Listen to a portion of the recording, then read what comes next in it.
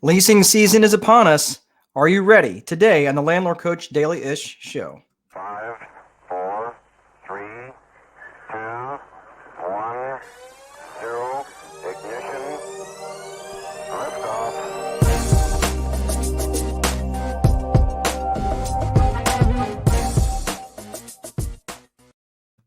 Welcome, everybody. Welcome to the Landlord Coach Daily-ish show. My name is Mark Dolfini, your host and landlord coach and host of the Landlord Coach Daily-ish show. It's really good to see you. Thanks for joining me. It is such an amazing day outside. And yes, we got a facelift. I actually went all in and got an official setup for a studio because the Daily-ish show is actually gaining ground. And I felt like, you know what? I don't want to feel like I'm doing this in my mom's basement anymore. So yeah, thanks. I'm pretty excited about this. My bride helped me do this and kind of got things set up. So I feel like I'm like in a control room now. I feel like I've graduated.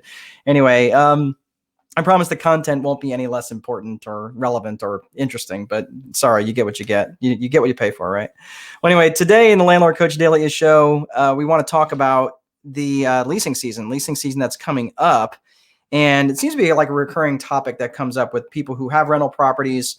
And we talked about this a little bit last week with some stuff that, is your lease ready for a physical? If you missed that video, maybe go back and check on that. But it, not just having a lease that is reviewed, but you also want to be reviewing some other things. And interesting enough, I'm going to be talking to the Central Indiana Real Estate Investors Association tonight, so the CIREA folks, and I'm doing that via Zoom. So thank you in advance for having me.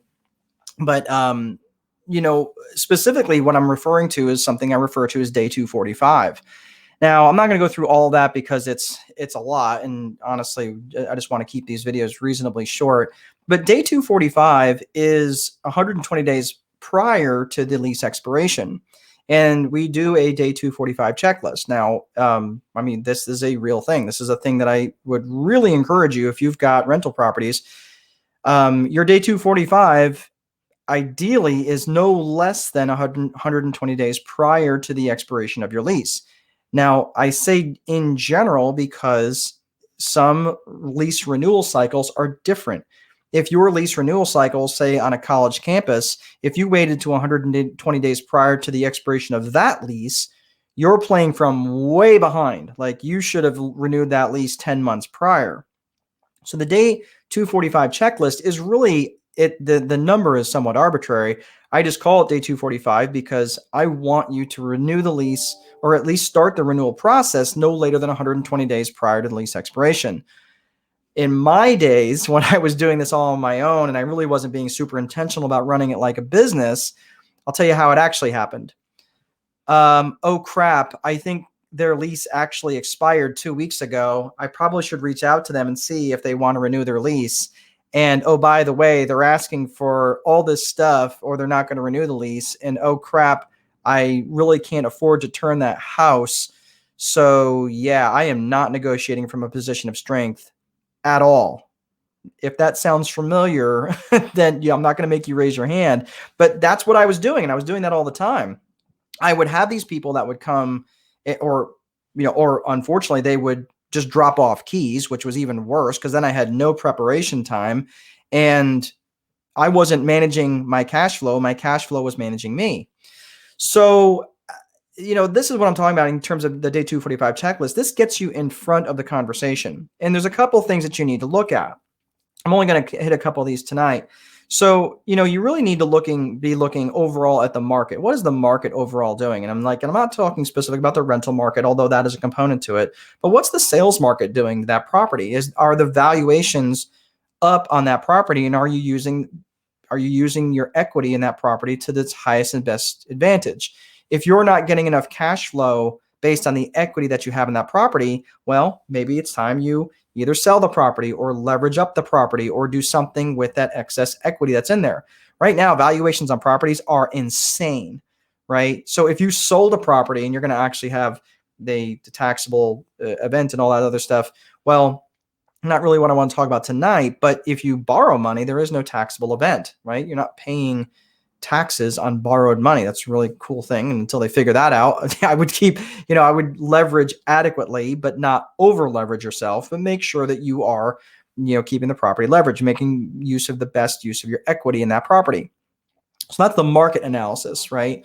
The next level is going to be the property analysis. Now, there's lots of things that go into the property analysis and lots of things that go into the property checklist, right? So if you're joining us here a little bit later in the video, we're talking about what to do with leasing season and how to manage these different things that come up as you're analyzing the use of the property. Is it even still a good use as a rental property?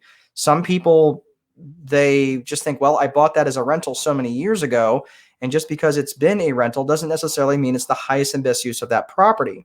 So there's lots of different things that you need to consider. So you're looking at it at the market level. What's the market doing? What is the rent? What are the rents doing? What are similar properties renting for in that neighborhood? And honestly, the easiest way to do that is just simply take the address and I plug it in Google and I just see what's going on with the property. It's not the only thing I do, but as for a quick way to determine if you're in the ballpark, that's not a bad way to do that. And then you're looking at the property level and you want to say, okay, well, at the property level, what is going on? What is, what type of state of repair is the property in? If I'm going to have to put 30 grand into this property just to kind of bring it up to code, does it make sense to do that? Or should I just offload the property? Should I borrow against the, now that you have an understanding of the market value of the property, should I look to borrow against it? Should I need to do some long-term fixing up? What does the property itself look like? There's also things like in terms of property level checklists that you should look at, that things that you should probably review once in a while, like how often do you flush your water heaters? Probably never, because no one ever does that. But that's not a bad thing to put on a checklist at renewal time, right? So to put in work orders to get that stuff done.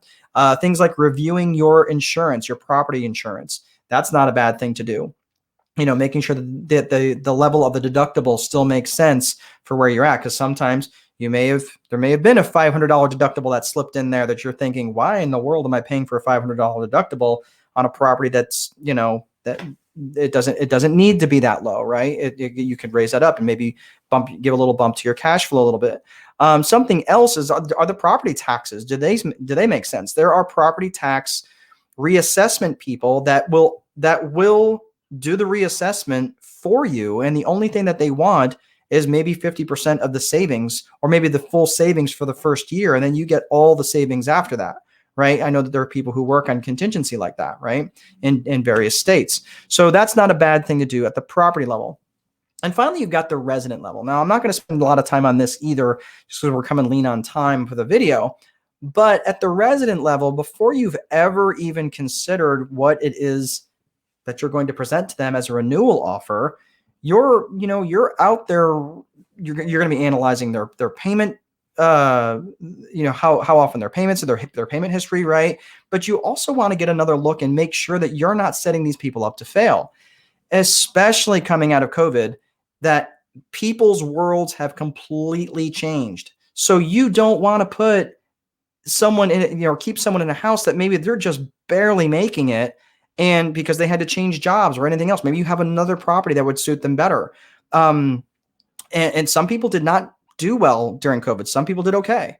But the fact of the matter is, if they had to change jobs, you would just want to make sure, like, hey, I don't really want to set you up to fail. We really got to look at your ability to pay the rent, and you're over 50% debt to income right now. I don't really feel comfortable with that, right? You don't want to rely on the assumptions that you made 8 months ago to re-rent to the same people. You want to make sure that you're protecting them. You owe that to them.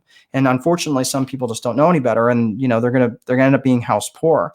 So this is what I'm saying: when you're going at the market level, the property level, and then the resident level, before you ever make a rent, any sort of rent renewal offer or anything like that, this is where you want to really do your analysis. Then finally, you also want, this is the time where you're gonna, where we talked about last week, where you want to do that checkup, right? That turn your head and cough analysis on your lease. Because if there's any new ordinances that have come into place, if there's any new laws that have come into place, this is where you're going to put that new lease in effect with either the new residents that are going to be moving in, or the renewal residents if they are going to stay in place. So all different, bunch of different things, but this is all going to be very checklist driven. Otherwise, there's no possible way. I mean, I literally only hit probably 25% of everything that's on our checklist, but these are all the things that you're going to want to be checking when you're going through your day 245 checklist at the end of each leasing season. So that's all I have for today. I don't see any comments, so I'm going to go ahead and cut this off because I got to get my my stuff prepared for the Central Indiana RIA folks tonight. But really quick, just give a real plug to landlordcoach.com/videos. If you are interested in a copy of The Time Wealthy Investor, which is free, you can go there, get a free copy of it. Just all I ask is that you pay shipping. And there's some other stuff that's pretty cool on there, which is no charge. And you can go on there too and check out, there's a download for your cash flow analysis. Make sure that your properties are cash flowing adequately. And you might be surprised because there may be some properties that you have that may not be cash flowing well. So if they're not, or you're looking at purchasing a property, this is a great way to make sure you don't get into a property that is a dog with fleas. So that is at landlordcoach.com/videos. And that is all I have for tonight. So please be sure to place a value on your free time, because if you don't, someone else will. But most important, there is no amount of money that will make time irrelevant. Have an awesome day, and I will see you guys next time.